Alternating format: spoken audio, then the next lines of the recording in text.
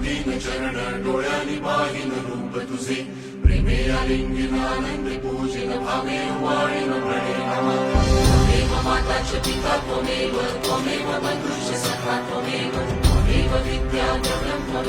त्वमेव सर्वं मम देव देव कायेन वाचा